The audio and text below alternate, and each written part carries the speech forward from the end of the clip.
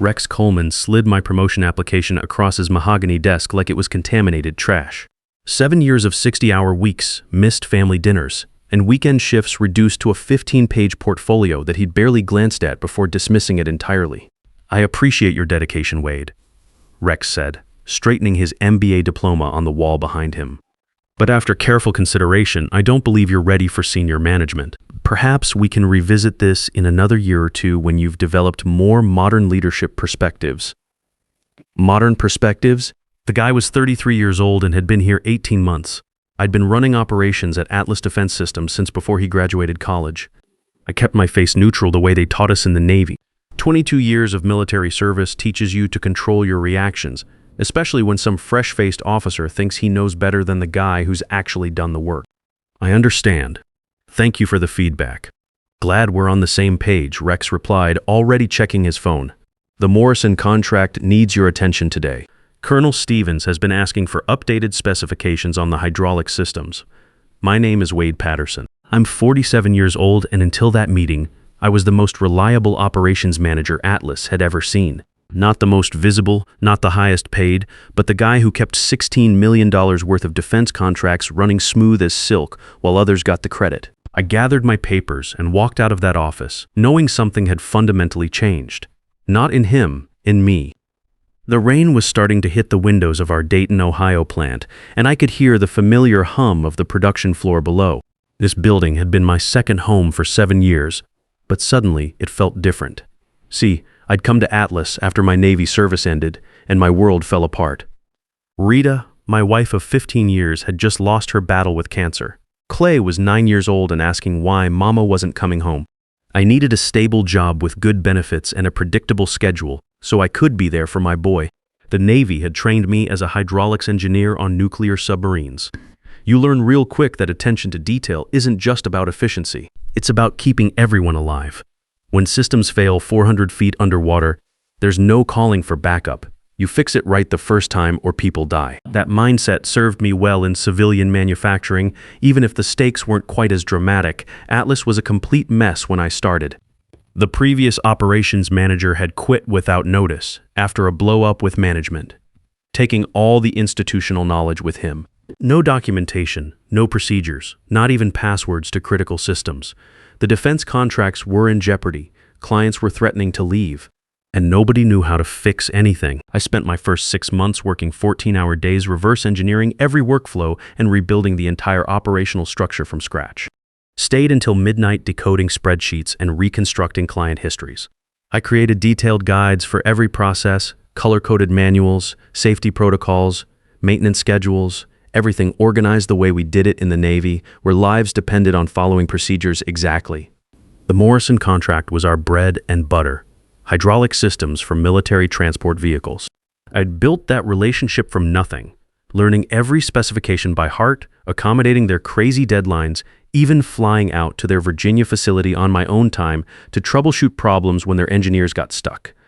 Colonel Stevens specifically requested me for technical discussions because, in his words, Patterson understands military requirements, not just engineering theory.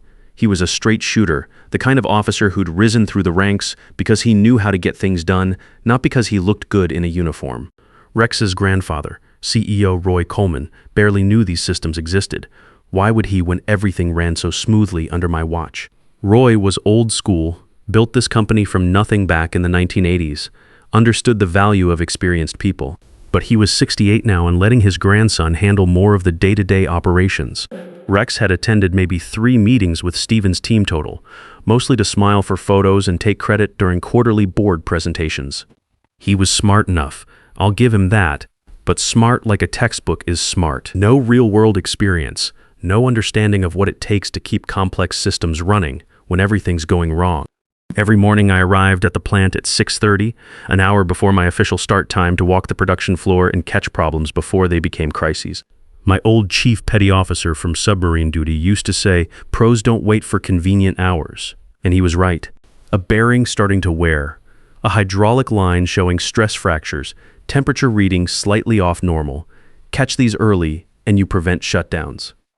Miss them and you're explaining to angry colonels why their equipment isn't ready. I'd learned that lesson the hard way during my Navy years when a missed maintenance check on a backup pump nearly flooded the engine room. Every evening I sent detailed reports to Rex about production status, quality metrics, potential issues on the horizon. In between, I put out fires that could have shut down entire production lines. Most of the time, he didn't even read them, just forwarded them up the chain so his grandfather would think he was on top of things. The other guys on the floor knew they could bring me anything. Dale Murphy, our lead machinist, had worked at Atlas for 12 years. Started as a junior machinist and worked his way up to lead operator. Good man, reliable, the kind of guy who'd cover for you when family emergencies came up. He used to joke that I had the only desk where actual problems got solved instead of just talked about. There was also Brent in maintenance, solid electrician, but hydraulic systems weren't his strong suit. The production supervisors, quality control team, even the guys who ran the loading dock knew that if something was broken and needed fixing, Wade Patterson would figure it out. That's what made Rex's rejection sting so much. It wasn't just about the money, though God knows Clay and I could use it. It was about 7 years of proving myself every single day, only to be told I wasn't ready for leadership by someone who'd never led anything more challenging than a quarterly presentation. Clay was getting older, asking more questions about college, about money, about why Dad was never home for dinner anymore. At 116, he was looking at engineering programs, probably influenced by watching me work on technical drawings at the kitchen table when I thought he was asleep. The boy was smart, honor roll student, varsity baseball, the kind of kid who made you proud just by being himself. But college was expensive, and my current salary of $82,000 as operations manager wasn't going to cut it. Not for the kind of schools Clay was capable of getting into. The promotion to senior management would have meant a $30,000 bump, plus better benefits, enough to handle Clay's tuition without him drowning in student loans like so many kids these days. That promotion was supposed to be my future, our future. Rita had always talked about Clay going to college, maybe becoming an engineer like his old man. She'd made me promise during those last difficult months that I wouldn't let financial worries stop him from chasing his dreams. The morning after Rex's rejection, I sat in my truck in the Atlas parking lot, staring at the building where I'd given 7 years of my life. The Ohio winter was settling in early gray clouds hanging overhead like a warning. I could see other employees hurrying through the cold to get inside, most of them good people just trying to make a living. That's when I made a decision that would change everything. I was done being invisible. I showed up that morning at exactly 8 a.m., not 6:30, not 7 to 45, exactly 8. For the first time in 7 years, I walked straight to my desk without doing the floor inspection. No checking the hydraulic pressures. No reviewing overnight production reports. No early problem solving that kept everything running smooth. The plant felt different without my usual routine. Normally, by this time, I'd already identified 3 potential issues and solved 2 of them. Instead, I sat at my desk, opened my computer, and methodically organized my assigned tasks for the day. I answered emails directly addressed to me and ignored the rest. There were usually a dozen fires burning that I'd quietly put out before most people even knew they existed. Today, I let them burn. When a hydraulic press on line 2 started making that grinding noise that meant the bearings were going bad, I didn't grab my tools and fix it like usual. Instead, I filled out a maintenance request and sent it to the proper department. The Navy taught me about chain of command, about following procedures exactly as written. Time to apply those lessons. By 10:30, the first confused colleague appeared at my desk. "Hey Wade, the line 2 press is acting up again," said Dale Murphy. He had grease on his coveralls and that worried look he got when equipment wasn't behaving.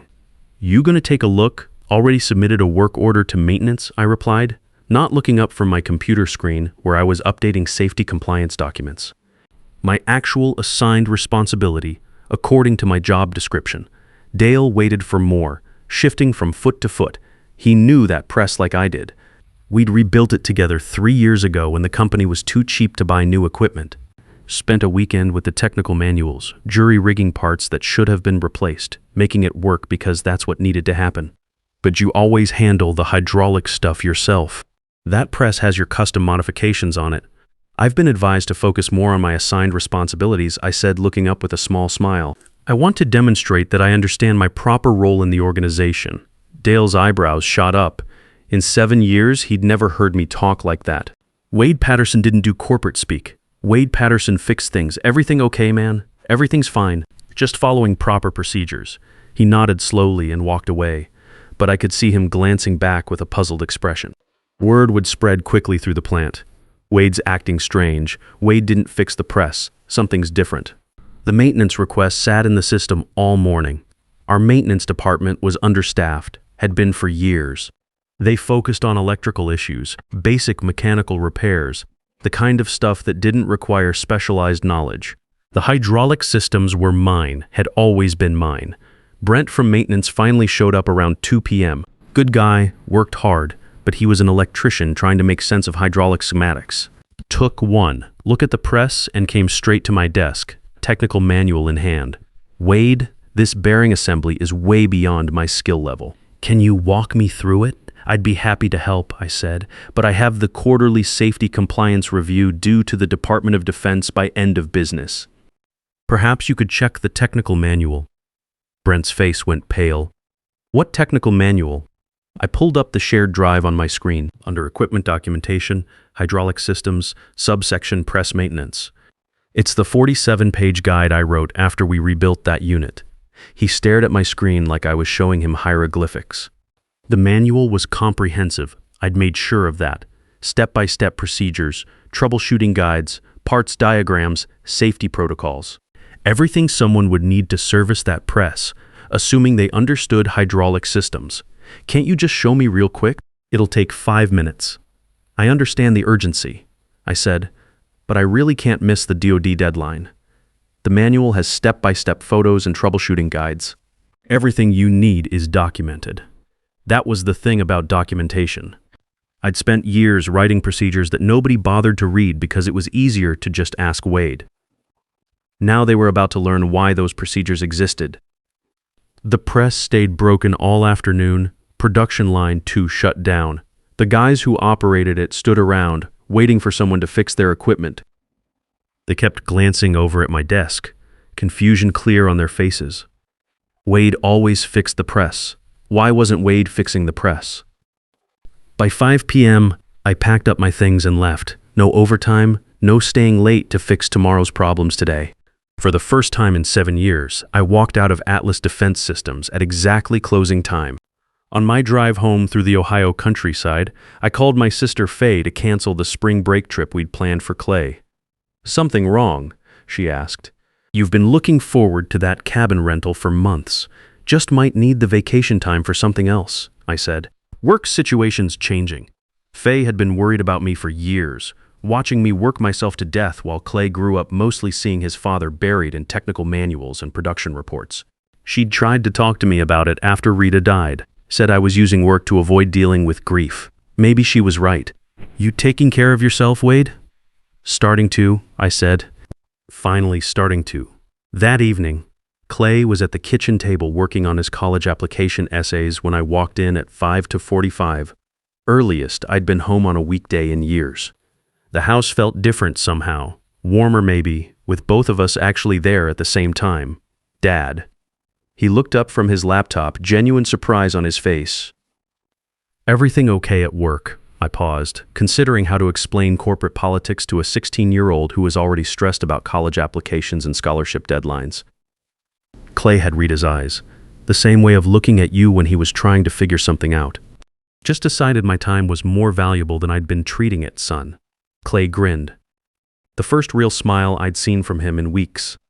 Between baseball practice, junior year pressure, and watching his old man work himself to death, the kid had been carrying too much weight for someone his age. "Does this mean you might actually make it to my game Friday?" "Wouldn't miss it," I promised. "What position you playing this week?" "Coach moved me to shortstop.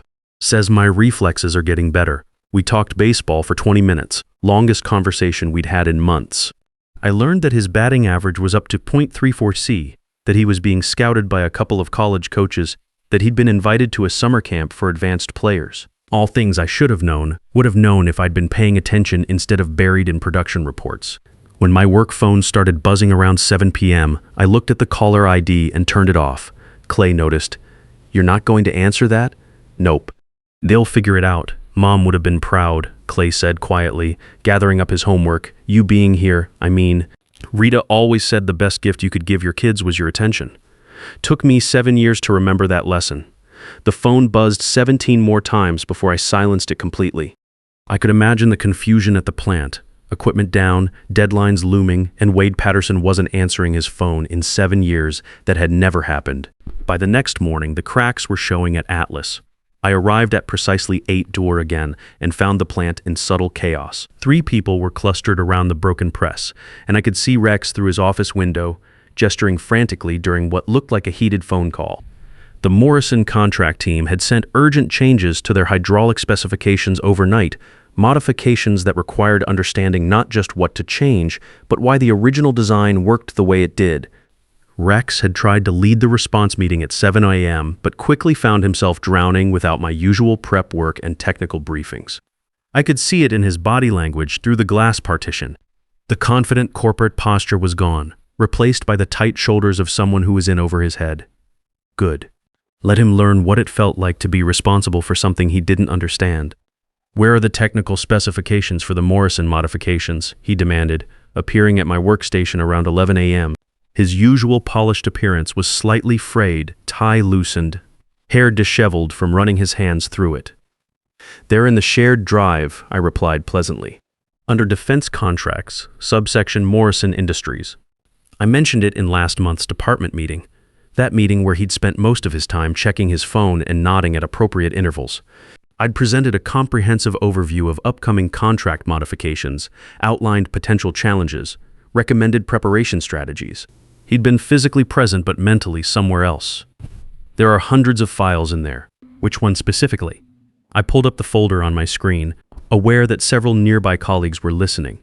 Word was spreading through the plant that something was different with Wade and Rex. People were starting to pay attention.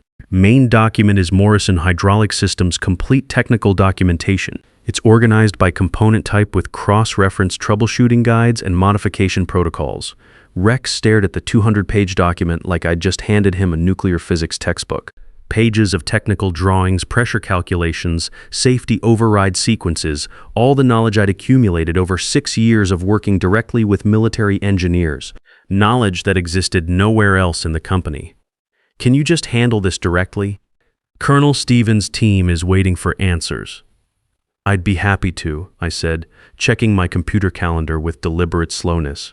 But I have the quarterly safety compliance review this afternoon. It's due to the Department of Defense by end of business today. His face went red. This was a man who'd never had to choose between 2 critical deadlines because I'd always made sure he never had to. I'd been his safety net for 18 months, catching every ball he dropped, solving every problem he created. This can't wait until tomorrow. I understand completely, I replied with genuine helpfulness. Would you like me to reschedule the safety compliance deadline with the DoD? The question hung in the air like a challenge. Rex knew he couldn't ask me to blow off a federal deadline, but he also knew he was completely lost without my technical expertise. The other employees were watching now, pretending to work while listening to every word. He stomped away without answering, his expensive shoes clicking aggressively against the concrete floor. I went back to my compliance review, methodically checking safety protocols and updating documentation, my actual job, according to the official description. Around noon, Dale appeared at my desk again, this time with 2 other machinists in tow. Wade, we need to talk, he said quietly. The whole floor's asking what's going on. Nothing's going on. I'm doing my job, but the press is still down. Morrison's breathing down everybody's necks about some specification changes. Rex looks like he's about to have a heart attack. I looked up from my computer, meeting Dale's eyes. How long have you worked here, Dale? 12 years, you know that. And in those 12 years, how many times have you seen management acknowledge the people who actually keep this place running? Dale shifted uncomfortably. He knew where this was going. They give bonuses to the sales team when they land a contract. They promote the college kids to supervisor positions. They take executives on golf outings, but the guys who show up every day, who solve the real problems, who make it all work. We get told we're not ready for leadership. The other machinists nodded. They'd all seen it. The way the company treated the people who actually understood the work versus the people who just managed it. So what happens now? One of them asked. Now we follow procedures exactly as written. We do our jobs as officially described. We let management manage. That evening, I took Clay to his baseball practice and actually stayed to watch instead of working on my laptop in the car. For the first time in years, I was fully present, watching him field ground balls, seeing how he'd grown into his lanky frame, noticing the confidence he'd developed at shortstop. The kid had Rita's natural athleticism, something I'd missed while buried in technical manuals and production schedules. He moved with easy grace around second base, anticipating where the ball would go, positioning himself perfectly for each play. "Nice form, Clay," I called out when he made a diving catch that would have made his mother beam with pride. He grinned and waved from the field, surprise and happiness clear on his face. When was the last time I'd actually watched him play instead of just dropping him off? After practice, as we loaded his gear into the truck, he said, "Thanks for staying, Dad. Feels good having you here. I should have been doing this all along, son." When we got home, I checked my work phone for the first time since 5 p.m., 34 missed calls from various company numbers.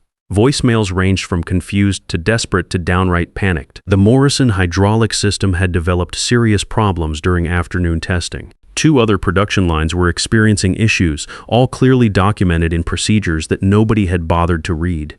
The quarterly compliance report for the Department of Defense was still incomplete, and according to Dale's voicemail, someone from the DoD had called asking about our submission status. I set the phone down and slept better than I had in months. The third morning, I arrived at precisely 8:00 again. The atmosphere in the plant had transformed overnight. Harried colleagues rushed between meeting rooms, their usual calm efficiency replaced by barely controlled panic. Rex was visible through his office window, gesturing frantically on what appeared to be a video call with his grandfather. Even the CEO's assistant was pacing by the elevator banks, which in 7 years I'd never seen her do. The whole place felt like a submarine taking on water, everyone running around trying to plug leaks without understanding why the hull was breached. I settled at my desk and methodically organized my tasks for the day. First priority, finish the DoD compliance report. Second, review the Morrison technical specifications. Everything else could wait. "Wade, where the hell have you been?" Dale hissed, appearing beside my desk with wild eyes and grease-stained coveralls. "Everything's falling apart. Rex has been trying to reach you since yesterday afternoon." "I left at 5:00, I replied calmly, pulling up the compliance database. "My contract specifies standard business hours as 800 to 500. Dale stared at me like I'd started speaking Chinese. In 7 years, Wade Patterson had never mentioned his contract or standard business hours. Wade Patterson worked until the job was done, but the Morrison crisis. Their whole hydraulic assembly failed during stress testing. The colonel's threatening to walk. What specifically failed? I asked, genuinely curious but not moving from my desk. Something about pressure differentials and safety override protocols. Nobody can make sense of your documentation without you explaining it. I nodded thoughtfully. That's Chapter 7 in the technical manual. Emergency Pressure Relief Systems. It requires understanding the cascade failure sequence I designed to prevent catastrophic hydraulic ruptures. Right? Exactly, Dale almost shouted. So you'll handle it. Before I could respond, Rex's assistant appeared at my desk, looking harried. "Wade, emergency meeting in conference room A." Now, I gathered a notebook and pen, walking unhurriedly to the conference room where Rex sat with his grandfather, CEO Roy Coleman, and Colonel Stevens himself on a video screen. Their faces looked like they'd aged 5 years overnight. Colonel Stevens was a man I'd worked with for 6 years, starting when he was a major responsible for vehicle procurement. We developed mutual respect built on results, not politics. He understood that I spoke his language, military precision applied to civilian manufacturing. Seeing his stern expression on the monitor told me everything I needed to know about how serious this situation had become. "Wade," Roy Coleman said, relief flooding his voice. "Thank God. We need your help with this Morrison situation immediately." Roy was 68, had built Atlas from nothing back in the 1980s when American manufacturing was struggling to compete. He understood the value of experienced people, but he'd been letting Rex handle more operations as he prepared for retirement. I sat down and placed my notebook on the table. "Of course, sir. How can I assist?" Colonel Stevens leaned forward on the screen. "Patterson, we've got hydraulic systems failing stress tests across 3 vehicle prototypes. My engineers are telling me it's a fundamental design flaw, but Rex here insists your documentation shows everything should work perfectly." "The documentation is comprehensive," I replied. "What specific failure mode are you seeing?" "Pressure spikes during emergency braking scenarios. The safety overrides aren't engaging properly." I nodded. That's a calibration issue with the pressure relief valves. The system has multiple fail-safes, but they need to be adjusted for your specific operating parameters. It's detailed in Section 7.3 of the technical manual. Rex's jaw was clenched tight with controlled fury. He'd spent 2 days trying to manage this crisis without understanding the first thing about hydraulic systems. Let's cut to the chase, Rex said. Wade, what will it take for you to fix this immediately? The room went silent. Roy's eyes widened slightly while Colonel Stevens watched with professional interest. This was the moment I'd been building toward for 3 days. That's generous of you to ask, I said. But I should mention I've been contacted by Lockheed Martin's Defense Division. They've offered me a senior engineering position with a substantial salary increase. Apparently, they believe my experience qualifies me for leadership responsibilities. You could have heard a pin drop. Rex's face went pale while Roy leaned forward sharply. You're leaving? Roy asked. When? I haven't accepted their offer yet, I replied. I was taking time to consider my options. Colonel Stevens' voice came through the speakers with military directness. Patterson, you're the only contractor who's ever understood our requirements from day one. If Atlas can't keep their best people, we'll need to reconsider our partnership. That was the nuclear option. The Morrison contract wasn't just $16 million annually. It was the foundation that allowed Atlas to bid on other defense contracts. Luce Morrison and the company would lose its security clearance and its entire defense portfolio. Roy Coleman looked like someone had just told him his building was on fire. Wade, name your price. Whatever Lockheed's offering, we'll match it. It's not just about compensation, I said. It's about recognition, respect, and the authority to implement the systems this company needs, instead of just maintaining broken ones. Rex found his voice. The Henderson client specifically asked for you by name last month. You can't possibly leave now. Interesting, I said. So have 4 other clients in the past 6 months. I've been building relationships and solving problems while being told I'm not qualified for senior management. I reached into my folder and placed a resignation letter on the table. Here's my 2 weeks' notice. I'll help with the transition as my contract requires. Roy grabbed the letter before Rex could react. He opened it, scanned the contents, then closed it decisively. This won't be necessary, he said firmly, meeting my eyes. Wade, I'd like to speak with you privately. Colonel Stevens, we'll call you back within the hour with a resolution. The video call ended. Rex remained seated as his grandfather and I stood to leave. For the first time since I'd known him, Rex Coleman looked genuinely scared. I followed Roy to his corner office, bigger than Rex's, with windows overlooking the production floor where I'd spent 7 years keeping everything running. I've been watching your contributions for some time, Roy said, though apparently not closely enough. This situation with Rex concerns me deeply. I remained silent. In the Navy, we learned that sometimes the best strategy is to let the other person fill the silence. Tell me honestly, Wade, what would it take to keep you here? Recognition of my actual contributions, compensation that reflects my value to this company, and the authority to implement improvements instead of just maintaining broken systems. Roy studied me.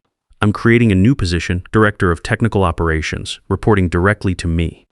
$125,000 base salary plus performance bonuses, full remote flexibility 2 days a week, and complete authority over production protocols and safety systems. That was more than 50% above my current salary, enough to cover Clay's college tuition at any school he wanted.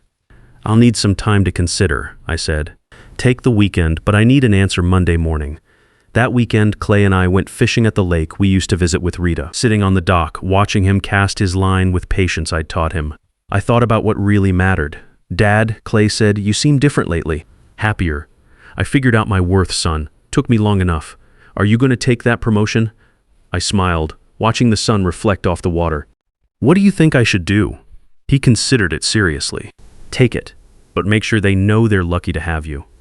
Monday morning, I went straight to Roy's office. I accept your offer, with one condition. I'm listening. Rex keeps his position. Replacing him doesn't fix the structural problems, and I don't want my first act as a leader to be seen as revenge. Roy studied me with new interest. That's unexpected and wise. 6 months later, the transformation was remarkable. My new team streamlined operations across all production lines, cutting overtime costs by 35% while increasing output quality. The Morrison contract expanded to include hydraulic systems for 3 additional vehicle types. Rex and I developed a working relationship based on mutual respect. He handled client presentations and corporate strategy while I managed technical operations. Turned out he was good at the business side once freed from trying to manage systems he'd never understood. I walked out of Atlas at exactly 5 p.m. that Friday, my new routine. Clay was waiting when I got home. College acceptance letters spread across the kitchen table. "How'd it go, Dad?" he asked. "Good," I replied. "The apprenticeship program launches next month. 15 experienced workers will get clear paths to supervisory roles." Clay smiled. "Like you should have had. Exactly like that. Sometimes the most powerful response to being underestimated isn't proving people wrong. It's creating a world where talent and experience can't be ignored anymore. They say knowledge is power, but that's only half true. Knowing when to withhold that knowledge, that's where real power lives. The moment you stop making yourself indispensable and start making others recognize you're irreplaceable, that's when everything changes."